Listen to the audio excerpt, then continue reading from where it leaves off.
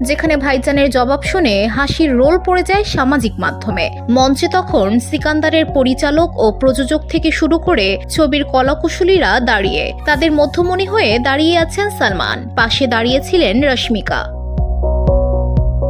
প্রশ্নোত্তর পর্ব শুরু হতেই এক সাংবাদিক সালমানকে তার ও রশ্মিকার বয়সের পার্থক্য নিয়ে প্রশ্ন করে বসেন। জবাবে মজার সুরে ভাইজান বলেন, যখন আমার সঙ্গে এই বয়সের পার্থক্য নিয়ে নায়িকার নিজের কোনো সমস্যা হচ্ছে না, তখন আপনার কেন এত সমস্যা হচ্ছে বলুন তো।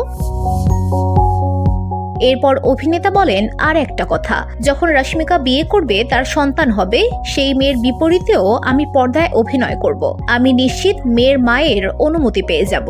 সালমানের কথা শেষ হতেই সবাই হাসিতে ফেটে পড়েন, সাংবাদিকও লজ্জায় হাসতে থাকেন। সালমান ও রশ্মিকা ছাড়াও এই সিনেমায় গুরুত্বপূর্ণ চরিত্রে আছেন কাজল আগারওয়াল, সত্যরাজ, সুনীল শেঠি, শর্মন যোশী ও প্রতীক বাবর। অঞ্জনি ধাওয়ান অর্থাৎ বরুণ ধাওয়ানের ভাগ্নি রয়েছেন ছবিতে।